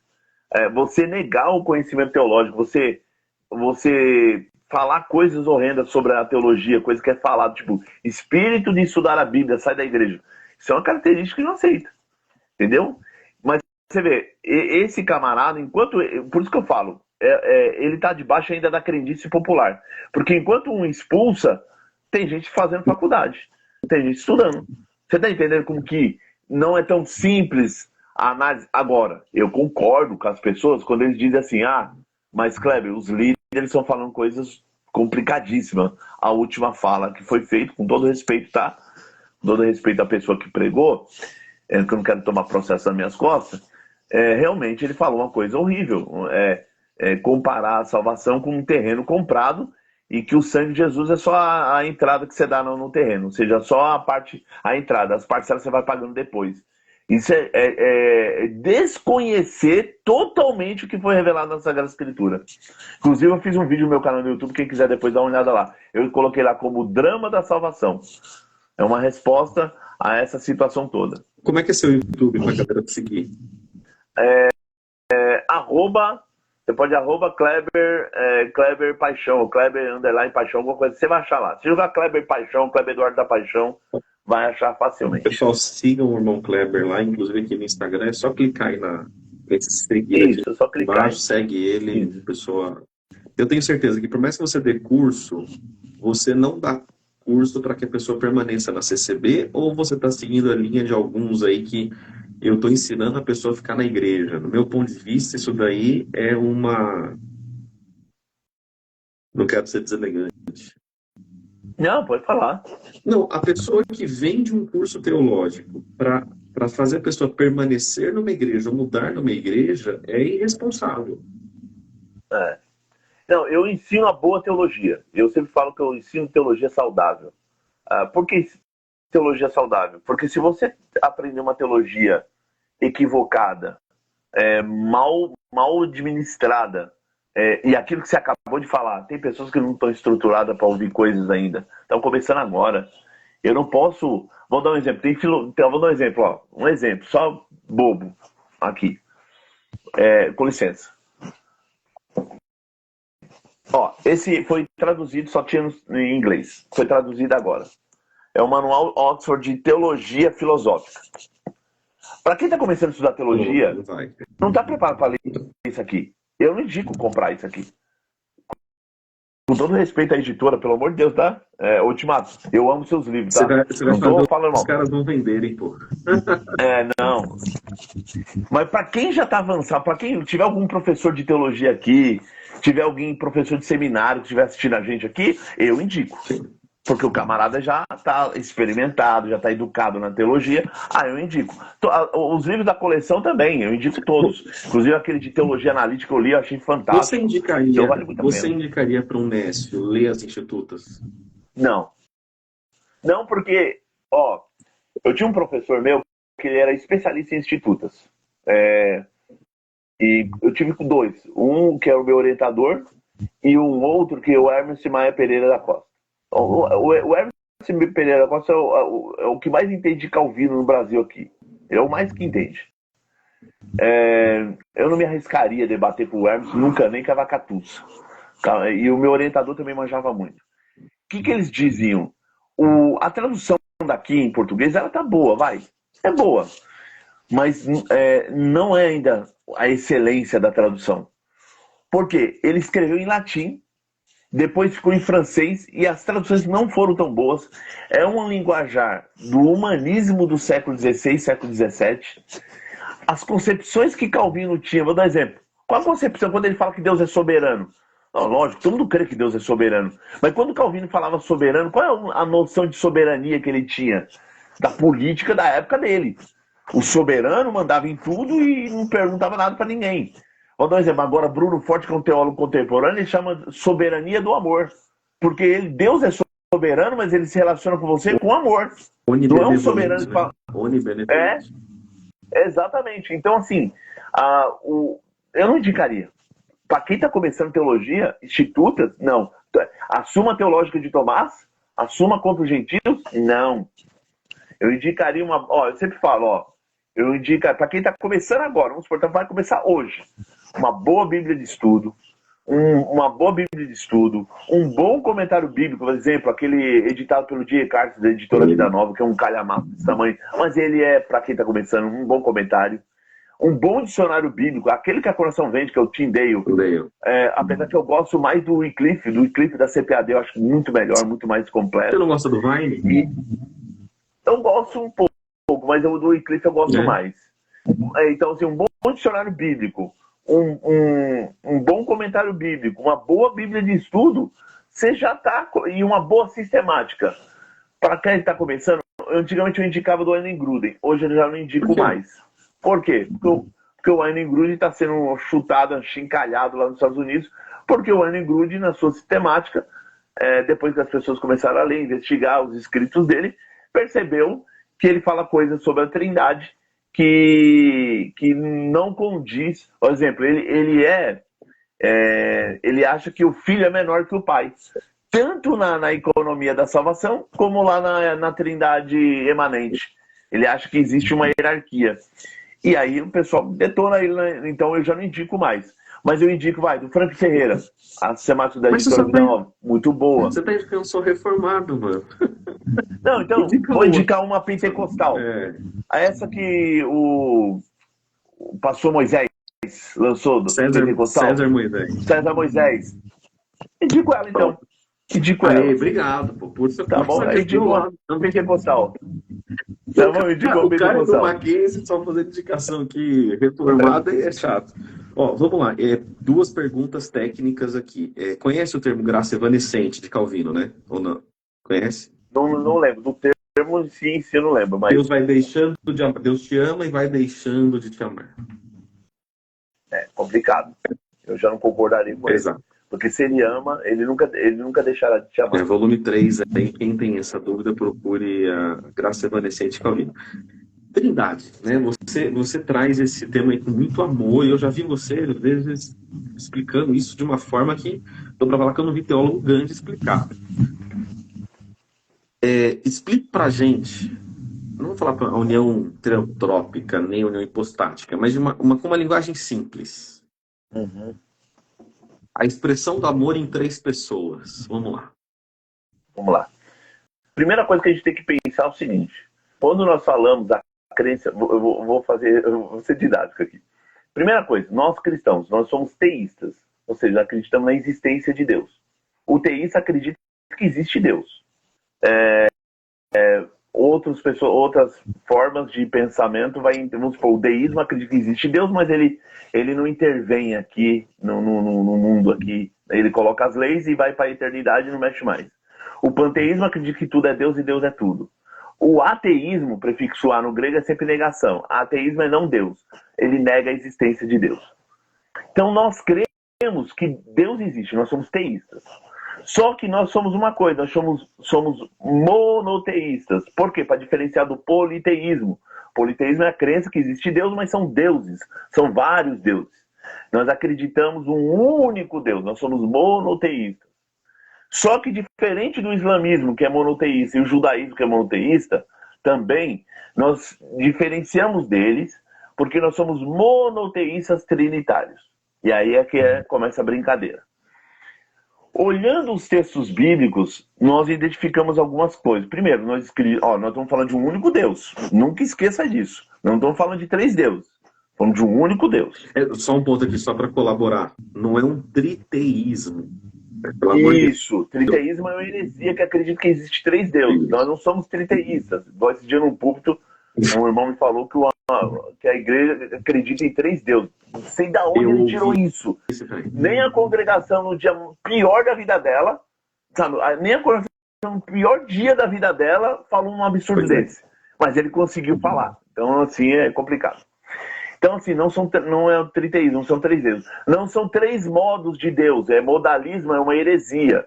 Tá? Não são três modos de Deus se manifestar. Então, nós somos um único Deus. Só que esse único Deus na Sagrada Escritura vai dizer que ele é amor. Então, a essência de Deus, o ser dele é amor. Qual é a vida de Deus? Tem uma teóloga chamada Soderegger. Ela tem duas sistemáticas lançadas, ela vai lançar mais duas, se eu não me engano. Mas a segunda parte da sistemática dela, ela trabalha a trindade emanente, mas a partir do Velho Testamento. E ela faz um trabalho fantástico.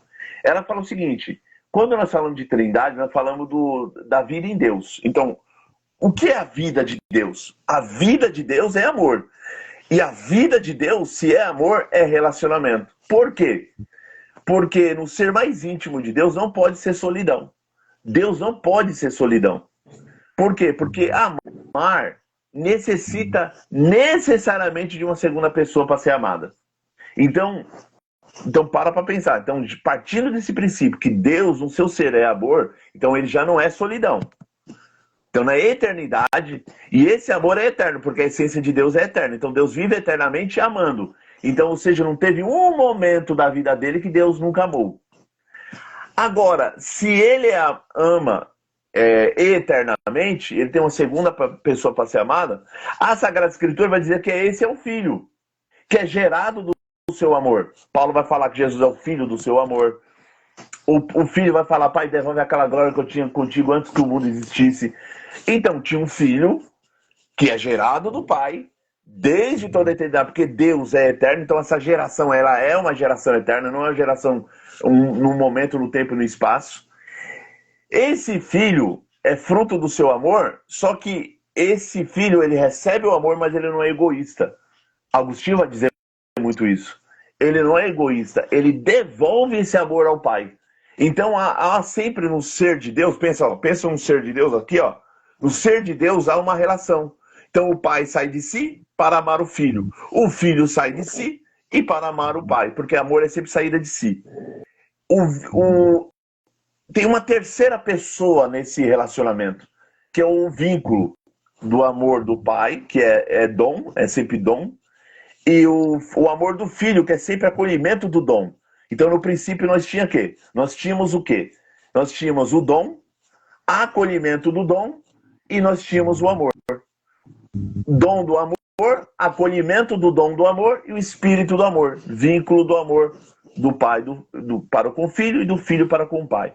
E é um círculo eterno, é uma dança. Deus é movimento. A gente fala, mas Deus não é imutável, Kleber? Sim, Deus é imutável, mas ele é imutável nessa dança. Ele é imutável no seu amor. E esse amor imutável é em movimento, sempre saída de si. E é um ciclo eterno. Nós chamamos o termo técnico de pericórese.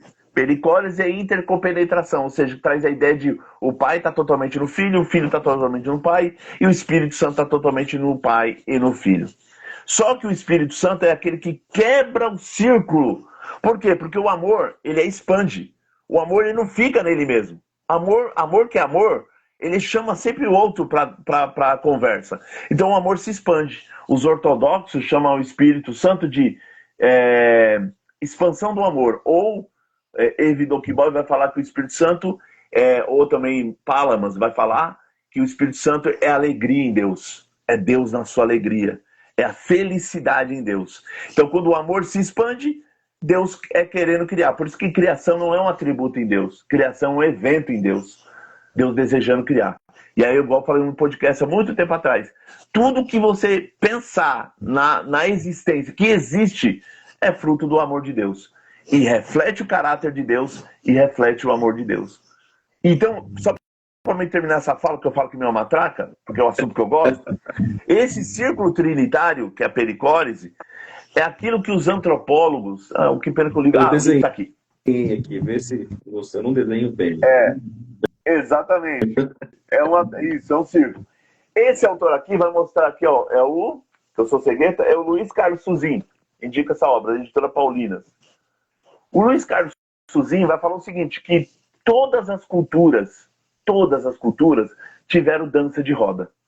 Meu filho perguntou, pai, aquela dança de roda, ele falou até a musiquinha, eu tô tão velho que eu acabei esquecendo. Ciranda, cirandinha. Ciranda, cirandinha, vamos todos cirando. Você lembra? Na minha época tinha. E você lembra que sempre entrava alguém na roda? Sim. Ou sempre alguém ficava no meio da roda e nós falávamos alguma coisa e o outro ia no lugar? Sim. E aí a gente ia dançando. O Suzinho vai mostrar que isso é próprio de todas as culturas. Vou dar mais um exemplo. Por mais que a série foi meio impactante, sangrenta, mas o Round 6 tem a roda, e aí a pessoa, se você investigar, você vê que aquilo lá é uma brincadeira na Coreia. Aí eu não vou falar coreano, lógico, pelo amor de Deus.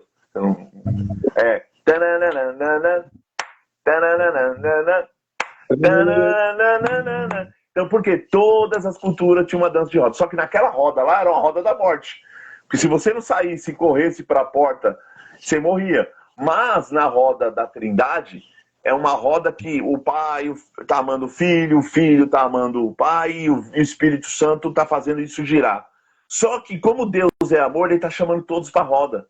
Ele abarca toda a criação e chama todos para dançar na mesma comunhão, na mesma unidade. Porque a dança é tão perfeita que uma grande multidão se torna um. Lembra que o filho fala na oração sacerdotal? Eu e o pai somos um. Somos um. Aí ele fala assim, pai, guarda eles e tudo mais. Eu não vou lembrar direito que eu não sou Malafaia que fica guardando versículo decorado, né? Malafaia que é bom nisso, né? Mas ele diz assim, para que eles, pai, sejam um, como nós somos um. Ou seja, o que Jesus está dizendo? Pai, traz eles para a dança. E aí o Bruno Ford vai falar que a igreja ela é ícone da Trindade. O que é um ícone? Não sei se vocês vão conseguir ver, eu acho que não está lá. Deixa eu ver. Ó, aquele quadro ali, aquilo se chama ícone. Ícone não é idolatria. Eu já vi um irmão falando, você está com idolatria. Não é idolatria. Ícone é da cultura da igreja ortodoxa. O ícone, ele tem uma teologia. O ícone, ele não é a realidade em si. Ele aponta para a realidade. É uma representação. É simbólico. O prefixo diabólico, o prefixo divide, rompe. Por isso que todo ato de divisão, contenda, é diabólico. E todo ato de unir o que está longe para perto, nós chamamos de símbolo, de símbolo. Então o ícone é um símbolo que une o transcendente com o imanente, a eternidade com o tempo. Então, segundo isso é uma teologia do ícone. Bruno Ford vai falar que a igreja é ícone da Trindade. Por quê? Porque ela aponta para a Trindade. Ela reflete a Trindade. Então, como na Trindade tem uma dança eterna do amor, a igreja também tem que estar nessa dança eterna do amor. Eu saio de mim mesmo para amar o Bruno. O Bruno sai de si mesmo para amar os seus irmãos na igreja. O Bruno, a igreja sai de si mesmo para amar o Bruno e a esposa dele, amar os filhos dele. Amém. E cada um vai amando uma unidade perfeita, é uma eterna dança. E cada um que vai se convertendo vai vindo para a dança. Essa era a ideia da igreja. Mas se uma igreja tá um querendo matar o outro, um puxando o tapete do outro, um machucando o outro, um fofocando do outro, um tentando matar o outro, já não diria, uma teologia do ícone. É algo bem mais, diabólico. Diabolos. Por quê? Isso. Por quê? Porque rompe, divide e faz facção. Eu acho que Paulo, ele resume... Não, toma água aí. Toma água, tranquilo. Eu acho que Paulo resume muito bem isso em Efésios 4, né? Falando da unidade do corpo e tal. Perfeito. Tem só para a gente fazer um apontamento aqui, Deus é amor, mas o amor não é um Deus, né? A gente tem que tomar cuidado com o panteísmo, né, Kleber? Sim. Né? Sim. O panteísmo é uma heresia gigantesca que, se a gente não tomar cuidado, o amor se torna um Deus e aí complica tudo. Sim. Agora, você comentou aí algo que é um tanto quanto polêmico, né? Se você quiser falar assim, Bruno, não, deixa essa para a próxima live, a gente deixa para a próxima live. Cristo foi criado, ele é uma criatura? Não, ele não foi criado. Ele é coeterno com o Pai, ele é da mesma substância. Se ele é o Filho que é gerado do Pai desde toda a eternidade, ele é partícipe da mesma substância do Pai. Então ele é coeterno. Se ele for uma criatura, ele já nem poderia salvar, porque criatura não salva criatura. Então o sacrifício dele seria inválido. O sacrifício dele só é perfeito, ele só é sumo sacerdote perfeito e vítima perfeita porque ele é Deus. Perfeito. Porque por isso que é perfeito, entendeu? Então Deus sempre foi amor, porque ambos sempre existiram, é isso? Sim. O pai nunca deixou de ser pai. E o filho também nunca deixou de ser filho. Isso. Muito bem. É porque pode dar a entender no momento assim, Deus ele é amor, para amar precisa de uma segunda pessoa na relação, então ele cria. Não, isso sempre houve, certo, irmão Kleber? Sim, é uma geração. Eu sei que essa parte imbrica ou arrebenta com a mente nossa, do nosso intelecto, e se alguém falar, mas claro, você explicou, eu não entendi muito. Bem-vindo ao clube, entra na fila, que 2000 anos de cristianismo nós explicamos, ao mesmo tempo reconhecemos os limites da nossa explicação e reconhecemos que é um mistério. É uma geração eterna. Se é uma geração eterna, nunca teve um momento que ele nunca foi filho. Sempre foi filho, porque ele é filho do amor, ele é gerado do amor do Pai. Então nunca teve um momento de não existência. Um dia eu recebi uma pergunta assim, por que Deus criou o homem? A minha resposta foi muito rápida e foi até no susto, sabe, no reflexo, assim? No reflexo. Para amar. Sim. Para amar. Sim. A criatura, ela é feita, por que a gente tem filho? Para amar. Por que a gente deseja neto? Para amar. Bom, eu vou partindo aqui daqui a pouco de passar por umas considerações finais, mas eu acho que vale a pena ler o texto de Efésios 4, eu acho que gerou comunhão, sua resposta foi muito boa. Então eu vou ler rapidinho aqui na minha versão, muito rapidamente o texto.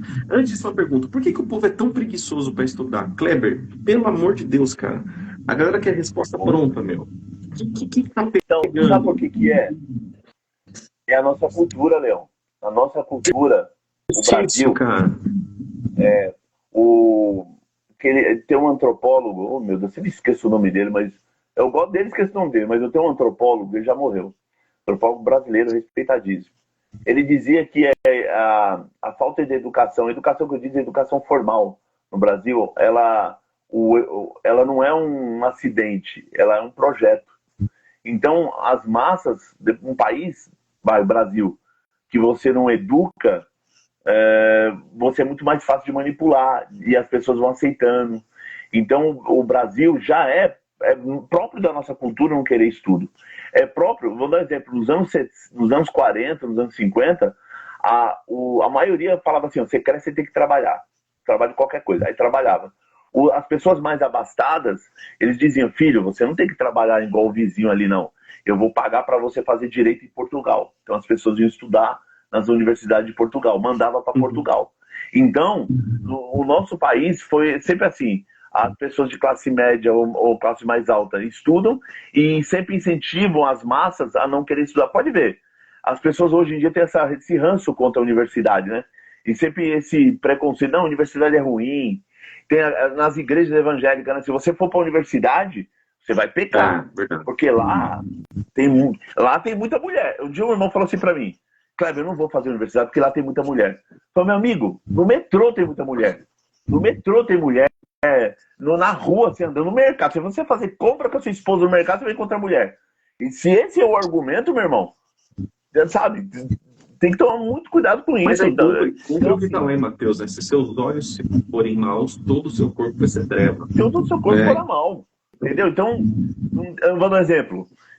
Quando eu viajei para Maceió, falava assim, eu quero conhecer a Praia do Francês. Eu quero a Praia do Francês. Aí o irmãozinho chegou para mim, Kleber, não vou te levar na Praia do Francês. Eu falei, por quê? Tava eu, minha esposa e meu filho. Meu filho era pequenininho. Mas por quê? Porque falava que a praia é top. Aí ele falou assim, não posso te levar na Praia do Francês. Eu falei, mas por quê? Cara, tem muita mulher bonita. É muita mulher bonita. É uma tentação de mulherada assim muito bonita. Eu falei, meu amigo, não vai me levar lá. Ele levou. Meu, não vi nenhuma isso que ele falou. Era a mente dele que era corrompida. A mente dele que ficava vendo coisas que não tinha nada a ver. Eu vi um monte de senhoras lá deitadas, senhores brincando de bola com os filhos. Uma praia muito agradável, tranquila. Linda então você percebe que a mente dele era corrompida, entendeu? Praia linda, inclusive. Praia linda. Exorto vocês, portanto, eu, prisioneiro do Senhor, diz Paulo, que andem de maneira digna da vocação a qual foram chamados, com toda humildade, mansidão, longanimidade, suportando-vos uns aos outros em amor. O mais interessante é que nesse capítulo, é o capítulo que vai falar que a mulher deve ser submissa ao marido. Mas a gente esquece que no versículo anterior fala que nós devemos ser submissos uns aos outros. Exato. Então, antes do marido ter a mulher como submissa, ele tem que ser submisso a ela e submisso a outros, né? A minha esposa até fez uma palestra na igreja no sábado passado sobre a mulher submissa, ela abordou esse tema. Inclusive, ela acabou de entrar aqui na live. Então, acredito que essa união, essa unidade do corpo de Cristo, a gente tem que combater heresias, a gente tem que apontar o dedo, a gente tem que teologar mesmo, a gente tem que acusar quando tem que ser acusado, porém, a gente é uno, a gente é irmão.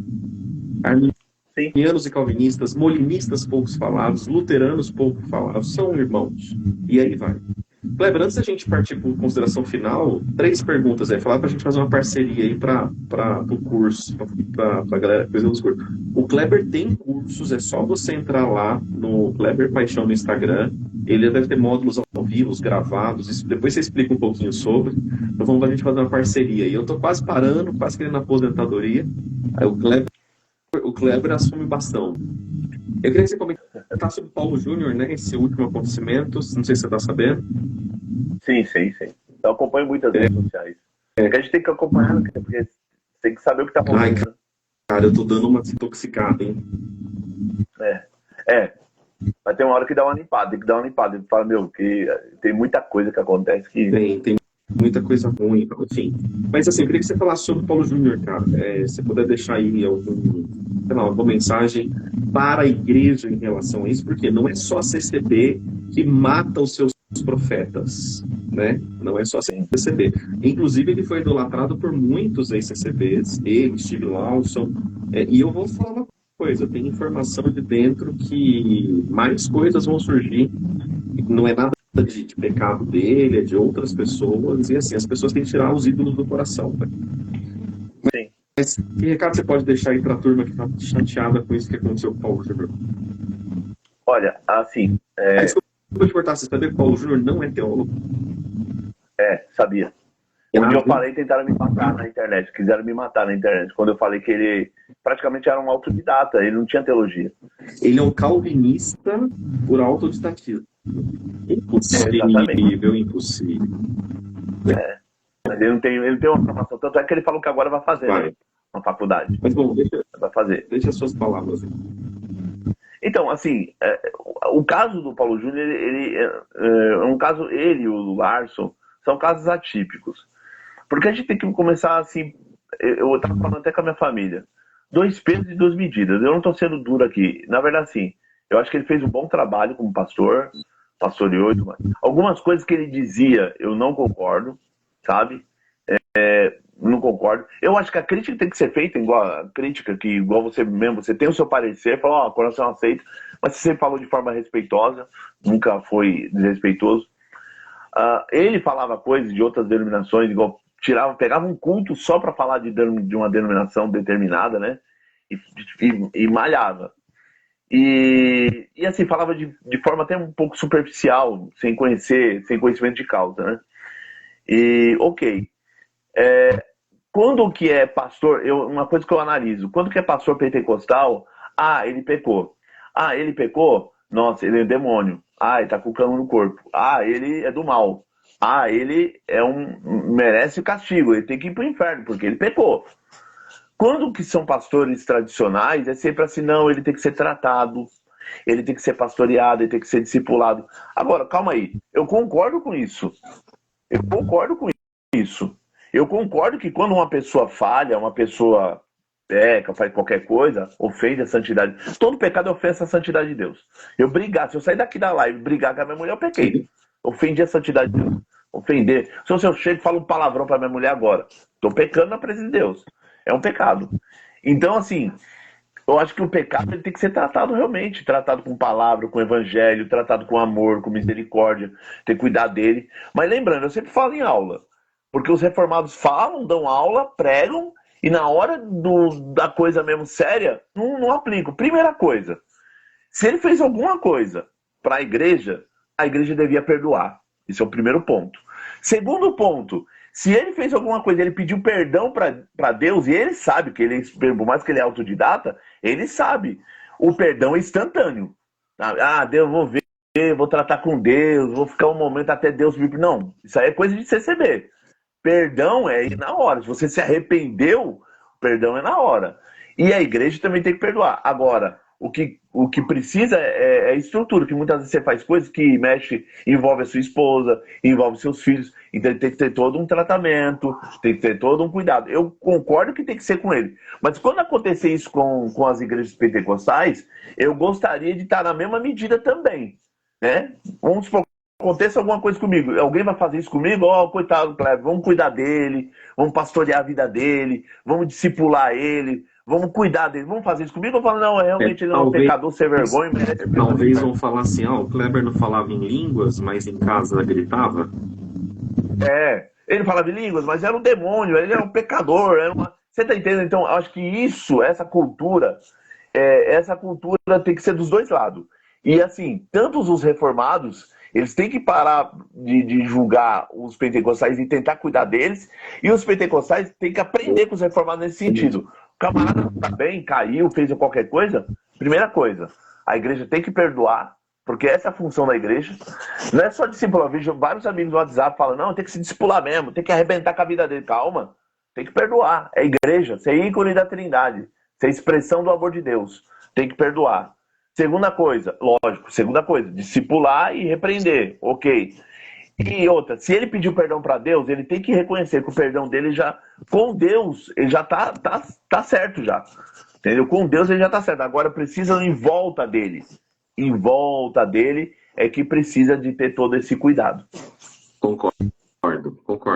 Todo pecado tem consequência. Inclusive o meu livro aqui, eu trato isso, fazendo merchan para as últimas cópias. Trato isso, eu vou te mandar depois você manda seu endereço aqui, eu vou te mandar um livro aqui, Pecado de Pedro. E ainda faço propaganda em tudo quanto é lugar, hein? Eu acho que só tem poucas cópias, que eu só fiz uma impressão de 500 livros e não vou imprimir mais. Dá muito trabalho, é muito caro. É caro. Ô Kleber, mas assim, você é da CCB, é um teólogo bem formado, a gente percebe a tecnicidade, você tem a treta gospel aí da sua casa, que você não é o único, tem muita gente, mas se a gente agendar para, sei lá, pregar na minha igreja, você vai? Não, pregar eu vou. Vai. Agendar pregar eu vou. Hoje, qualquer Assembleia de Deus, qualquer igreja que me convidar para pregar, eu vou. Eu vou te deixar o convite de formal na live, hein? Só que é o seguinte, eu já vou avisar, eu não sou calminho, como assim tô falando aqui, eu sou fervoroso. Panela de fogo. É porque um amigo meu me viu pregando, aí ele falou, depois que eu acabou o culto, ele falou, cara, fala um negócio, faz, meu. Na aula lá, você é mal calminho. Meu, no púlpito, você dá uns gritos, batia na... Lógico, eu não faço doideira, gente. Não faço loucura. Eu fico andando pra lá pra cá, meio doido. Eu exponho o texto. Mas eu sou fervoroso, eu vivo o texto. É que Kleber, vou falar uma coisa. Kleber, quando eu tô explicando o texto, eu faço aquilo que Karl Rahner dizia, que Karl Rahner, que é um grande teólogo católico, dizia que a Bíblia é o mundo de Deus. Então, beleza, se eu tô falando do texto, do mundo de Deus, e tô falando das ações de Deus, das ações salvíficas de Deus, meu, eu vibro. Eu olho para aquilo. Eu não tenho como eu não olhar para aquele texto e falar, meu Deus, que coisa fantástica. Então eu vibro, eu falo com vigor daquilo que eu estou explicando. Então essa eu acho que tem gente que escandaliza, mas eu não sou tão doido assim não, tá, gente? Cuidado, eu não vou chegar lá jogando púlpito na igreja não, calma, eu sou um cara... Nem dá pra fazer isso, porque a gente é uma igreja muito simples, muito pobre. Se quebrar alguma coisa lá, vai ser um Deus nos aperta. Como um bom católico, não vou da cruz, é brincadeira. Ó, gente, então aqui, ó, convite formalizado. Eu vou propor uma data aqui no bastidor para ele. E aí, todos que seguem ele e tal, se quiser ter um momento de mesa, um momento de comunhão lá, enfim, vai ser uma bênção. Considerações finais, meu irmão, o que você quer deixar de recado? Foi um prazerzaço. Eu acho que tem uma coisa muito bacana que vai acontecer nos próximos dias aí, mas deixa isso no mistério, como dizem. Tá bom. Vamos lá. O pessoal tá falando, o Bruno é um pouco assim também, um pouco virtuoso. Tá vendo? Tá vendo? Eu não tô só. A igreja já tá acostumada. A igreja já tá educada, então tá tudo certo. Tá tranquilo. Então não vou analisar tanto assim. Mas assim, primeiro, foi um prazer conversar aqui no canal de vocês e pelo convite. Estou muito contente. Deus abençoe a todos que estão assistindo. Fico muito feliz de ter participado. E o conselho que eu sempre falo para vocês, aquele conselho velho, o conselho do apóstolo Paulo. Ouve de tudo, tem o que é bom. Hoje, nesse mundo de cada um tem sua opinião, cada doideira tem na internet, as pessoas xingam, outro fala um monte de coisa. Calma, respira e com muita calma ouve de tudo e retém o que é bom. Porque senão, esse dia um irmão, o Bruno, falou para mim, Kleber, eu tô confuso. Porque fulano diz uma coisa, o outro diz outra, o outro diz outra, ou seja, ele estava já mais confuso. Então, ou seja, calma, respira e quer estudar boa teologia? Teologia com o Bruno, teologia comigo, com outros irmãos, mas uma boa teologia saudável. Eu vou até falar assim, cara, uma teologia tranquilex. Não vai, pelo amor de Deus, não vai pegar, logo no começo da teologia, não vai pegar, deixa eu ver um autor, não vai pegar um teólogo filosófico, deixa eu ver, sei lá, Tomás de Aquino, pelo amor de Deus, não vai pegar Suma Teológica, não vai pegar nada, não vai pegar os rebuscados, sabe?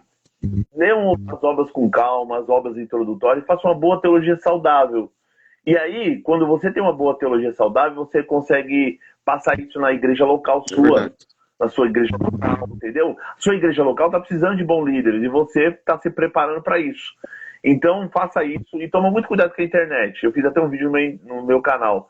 Cuidado com os loucos da internet. Tem louco pra tudo, gente. A internet tem cada gente doida falando cada coisa. Esse dia mesmo um cara falou assim, venho te dar uma notícia que nunca ninguém disse. Aí ele falou assim, Jesus vai voltar junto com a nave extraterrestre. Eu falei, meu Deus do céu. Então, assim, os caras falam coisas assim no Instagram ou no YouTube, coisas absurdas, gente. Mais uma dica, fez teologia com o Kleber, com o Bruno, com outros irmãos, leia bons livros, não vai ver vídeo no YouTube de gente doida, entendeu? Gente doida. Então, assim, esse é o conselho. Eu espero que vocês tenham gostado da live. Se eu falei alguma coisa aí, extrapolei alguma coisa, vocês me perdoam. Deus abençoe a vida de cada um e guarde a todos nós. E bora lá, vamos fazer a coisa andar e Deus ser glorificado. Amém. Deixa uma oração pra gente. Tá bom. Vamos lá. Quem tá aí na live, inclina a vossa cabeça.